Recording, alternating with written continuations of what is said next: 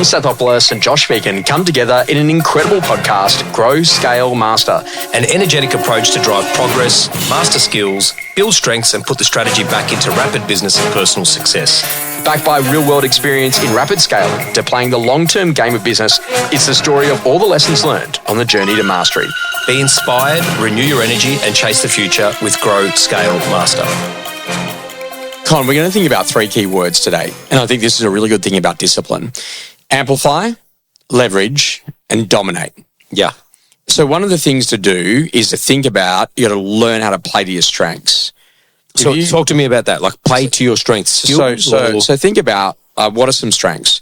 So I was really lucky. I worked in the newspaper industry well before I did this, and so I learned production, writing, editing, how we actually then would produce things, photography, all of that. Deadlines. So then I just used those things to actually say, okay, great, well, now how do I go and do that? And I do that in a real estate training space. Now, obviously, I did a real estate career in the middle of all of that. Yeah. But you're always building on the skill sets and the strengths you've always had in the past. Right. Okay. And continuing to allow those to go to dominate. Okay. So if you're thinking about that, like it's kind of interesting to play to your strengths. So if you're a relationship guy. If I talk to people, what do you think about Con? Oh, he's so visionary. Like, he's got great hair. Sorry. Wow. Sorry, mate. Con's from Melbourne. But the basic idea is that, like, when they say play his strength, he's a really good vision guy. He really gets you. He's like, he's there. He's in the moment. He's got great energy. He's like, and then literally build new ones. Like, so what are some strengths you got to go and build this year? Yeah. So, like, I've got to be better at strategic. I've got to be better at being able to lead my team through crisis. I've got to be better at whatever it is. Yep. Better at video. But I'm just trying to get you to think about, like, if you've got a really good quality strength, and this is the amazing thing. I'll walk into a business and I go, hey, what are your strengths? And people will sit there like not knowing what to write down. Wow. They're like, But yet if I say to them, what are you concentrating on this year? Oh, I want to be really good at AI. But I was, oh my goodness. But your strengths are past clients. Your strength is market share. Your strength is your brand. The strength is what you do on Super Saturday. Yeah. Like why aren't you leveraging that more? Gotcha. That makes really good sense. Yeah. And so then like leveraging and then dominate, like use that strength to dominate. And that's the interesting thing is that my dad is a fantastic real estate agent. I've learned a lot from him. He's exceptional on what he does. What's his great strength? With over 50 years in the trade, it's got to be past clients. It's got to be knowledge of market. It's got to be relationships. It's got to be depth of knowledge. It's about understanding about what goes on. But if he chooses not to do that and throws all of that out to say, oh, no, I'm not ready, then I got to go and do something. And I had this unbelievable opportunity to work with a client recently, and they're a lot older. And in the interesting conversations, I was working with them, and they were like, oh, I just think I'm irrelevant now in this market. Oh, no. And I'm like, no, that's not true. No. Let's get to the bottom of this. Yeah. Like, let's use your phone A to Z. Let's ring all of your key contacts. Let's go after that. Let's go to really dominate. And that person turned to me at the end of that conversation and they said to me, the interesting thing is you often forget what made you one of the greats. Yeah. And then you start looking at other things that you're apparently supposed to be doing. And like I'm going to say, how many advice givers are there on Instagram about what you're supposed to do on whatever it is? To get a better tan or to eat more fruit or vegetables or to do that thing or, and so what you got to start thinking about is like really know what the strengths are and learn how to amplify that. I love that. That's a good aha moment. And I think the other conversation is that learn what makes you great and then go and do more of it. Correct. And so I had to look at, okay, great. The formula for how we got the opportunity to go and do work in New Zealand was the same formula that I then applied to London, which is the same formula I've applied to Ireland, which Dubai, is and now Dubai. So you start looking at those individual components. It's like when you find out that something works, stop, write it down, work out why it worked, and then do more of it. Perfect. It's kind of interesting because Ray Dalio wrote about it in Principles. Yeah. Because he'd say, the biggest problem is a lot of people, they stop when something doesn't work and then they try to work out why it didn't work. Correct. When what you should do is stop when something works, find out why it worked and go to do more of that. That's exactly right, yeah. And so this is kind of interesting, in building new ones. Let's go and have a look at it. We'll play the game. Yeah. Play to your strengths. What are your strengths you've got as a business that you think, we should do more with that in your McGrath group? For us, our people, our market share, our campaigns, our execution of those campaigns, our auction philosophy and culture, our training, coaching and development pathways, the initiatives that we have, our wealth plan, our partner plan, pathway to partnership, our master classes, our learning management system. Okay, that's enough. So what about some new ones to build? Great. So, proprietary technology, and I'm not talking about EA, I'm talking about things that actually actually enable the agents to be more productive. Yeah. AI might be one of those things. What else do we need to build out? Probably a better way of sifting through the hundreds of thousands of contacts that we have. Yeah. And utilizing the gold that's in there. Yeah. But more importantly, probably the biggest one for us is we meet 100,000 buyers a year. Mm-hmm. How do we nail the experience? Mm-hmm. Yeah. Okay. And then ultimately, I love this sort of question. Hey, what will make your business truly great? Oh. So when I start to think about that as a question, okay, what would make my business truly great? It's a great question, actually. Like, how do I get a hallmark? You know, so shortly we're about to launch our Firms of the Future 2026 report. I've got it. You got a pre-release. Yeah. Right? Yeah. So the amazing... Yeah, no, I didn't put it out on social or anything. No, and you haven't read it yet, have you? I haven't. No, that's so. But don't lose the advantage. I won't. I'm not. Yes, thank you. So this is the interesting thing. Okay. Is that what will make your business truly great? I thought, how do we get to a position that people want to read that every year, because that publication or document is so defining for their strategy for the next 12 to 18 months. Yep. Is this along the same thread of, what will make your business truly great? I heard this quote or a saying, what would you need to do to fall in love with your business and make sure that what you've got right now is the best version of what you got? Yeah, but like it's definitely along the same line. But like truly great, what will you be known for? Yeah, like you're known for great training. You're known for unbelievable sales meetings. You're known for great sales leadership. You're known for great partners that exist inside of your business. Yes, like I'm going to say, you have a look at it, and you say from Brett to Ruma to Joel to Amit, and you start thinking about like all of those people. Like they are really helping to build an incredible culture. Jamie now coming to the business, like all of that is a really important foundation. Yeah. And then learning to go, okay, great. Like, how do we actually just get some focus and determination? Yep. Like how important is it for people to simplify and just choose one or two things and just be focused and determined on that, because that is the thing that will turn the dial on performance in the business. Critical. It's actually the superpower. The genius is in the simplicity, Josh, because everyone goes away with all these ideas and strategies and whatnot. Realistically, just pick up the phone and speak to the people that know, like, and trust you, your past clients, if you're in that field. It's pretty basic. And when you think about like amplify what works, like one of the simple things that I've found is that like if I'm working with someone who's changed a market, or maybe they've changed geographically completely, or maybe they've done something different, my first job is get them to 5 opens on a Saturday. Yeah. And then 5 opens on a Saturday in a core market. Yeah. And then 5 opens on a Saturday in a core market with less than 28 days on market. Yeah. Because like it is such a foundational idea to meet buyers, meet neighbors, have digital footprint, Momentum builder, yeah. Like a lot of people are not at that. And then they're like, oh, this weekend I'm at Bunnings. Yeah. And then next weekend I'm applying for a job at Bunnings. Although Bunnings is a really good pit stop. If you're a real estate agent on a Saturday, those sausages, you can just like $2.50 get in. But I was thinking more sellers aisle 1, buyers aisle 3, but it's interesting where our minds go.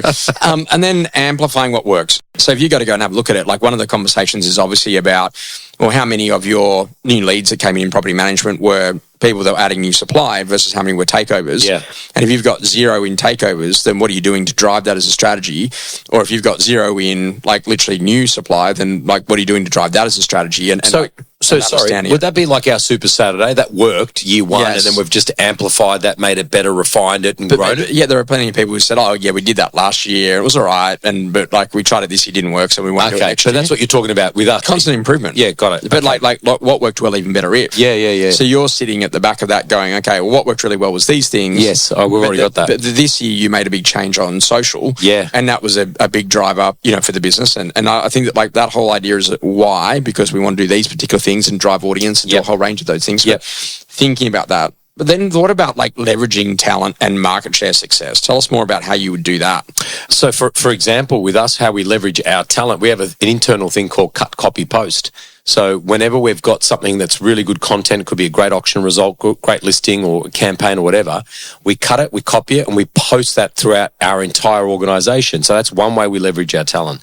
I guess the other way that we leverage our talent is through case studies. When we're looking at recruiting new agents, we'll put out, Amit went from 1 million to 4 million, or Anita went from 200 to 1 million and whatnot.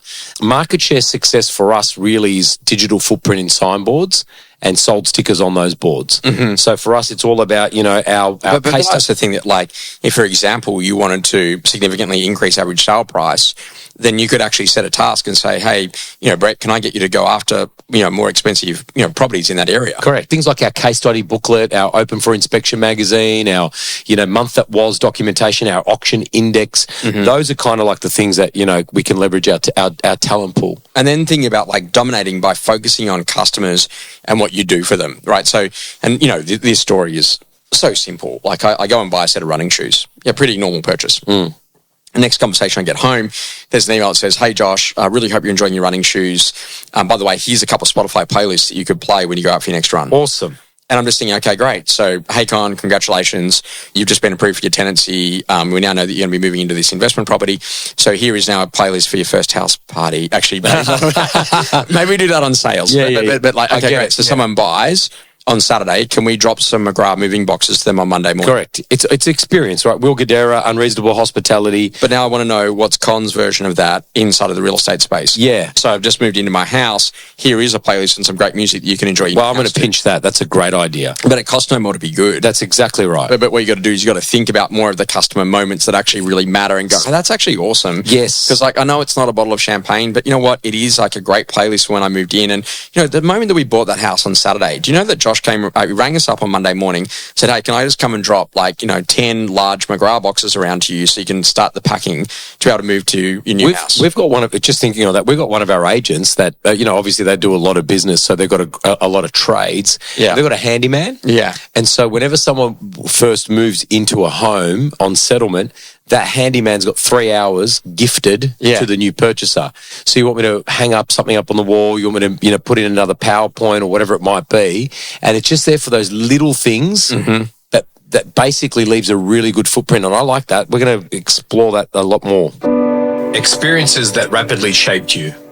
Con, this is a great one. There's the story of the two kids, right? And the parents, I think it was like one of the Harvard studies or something, and they basically said to the kids, okay, great, this is what's going to happen. So to one child, every single time the child was successful, they said, hey, you know what? You got that because you are incredibly smart. Right.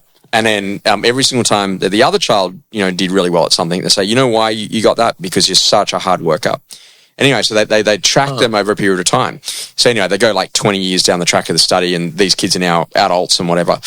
And they say that the financial performance of the kid that was told that they're a hard worker was better. Is 10 times wow. the income of the kid who was told that they were smart. Wow. Because when you are smart, you're like, I'm going to come up with some great idea.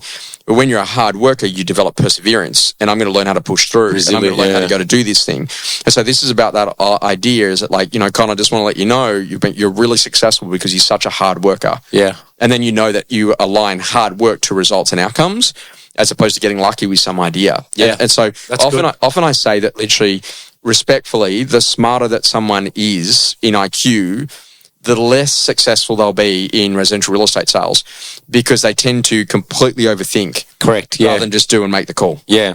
One experience or idea, I should say, that's rapidly changing my view at the moment is the marginal increases, the 1%ers, the actual compounding effect that they can have on your real estate business. So one of our agents made a decision last year that they were playing a little bit low when it came to their commission rate. So they just focused on how do I drive maximum value to a vendor so they can pick me at 2.2% or 2.4%. That's what they're averaging at the moment in our market when our competition is kind of hanging out at that 1.25 to 1.5, 1.6. And so they built out a strategy which was, okay, I need to demonstrate value. How do I demonstrate value? And they started mapping that out over communication, not to the point of hassling them, but saying, hey, Josh, I'm going to make my callbacks today. If anything pops up, I'll let you know. Josh, I did my callbacks, nothing today, but tomorrow's a new day or whatever it might be. And so they're a very good agent. They're a partner in our business. They last fin year, I think they did 1.3, 1.4. In the half, they did 1.2 by changing one thing. And now what they've done is not only have they increased their fee, they've also increased their volume. So they've got the arbitrage effect of, doubling up. Something that's changing your view. people are incredibly impatient with technology, but yet they are so patient with humans. Oh, yeah. And so it's like, oh, no, I couldn't log in. That's it. Doesn't work. I'm out. But yet, if Con comes in late, it's like, oh, that's cool. And I go, what do you mean that's cool? Like, if the app, and I always think about that. Like, imagine that, and we've got a training day coming up for you shortly. Yeah. But imagine if I just text you like 45 minutes before the start of the training day and said, due to operational requirements, the training day will be starting at 11 o'clock. Like, would I get away with that? No. But yet Qantas do, and Virgin do, and other airlines do. Yeah. And so it's kind of like this great, due to technical requirements. And so it's just like, hang on a second. Like, and it's like it was interesting. I was talking to one of the people who runs the flight stewardess, and I said to her, how do you go with people? And she said, I got to tell you something. I said, what's that? She goes, people when they travel are so grumpy. They are. She goes, like, it is unbelievable how grumpy they are. And I was thinking in the back of my head, well, do you know why? Because I just copped 2 hours out there waiting for that time. And literally, and then there's extra people and other baggage, and you got to deal with, like, all of a sudden 250 humans that you probably don't know. Do you get airport anxiety? No, not at all. I do. No, because you live on a plane anyway. No, I make calls and I speak to people and I listen to calming music and I take deep breaths. No, I'm airport dad activated. So I've got I'm charging through, old ladies and young kids. I'm pushing them out of the way. I'm going to get my luggage up there and get off. Just delete all that. I bet you that you're the guy who stands up before everyone else stands up to get your luggage out. No. I'll wait for the bing and then I'm the first guy up. Okay, great.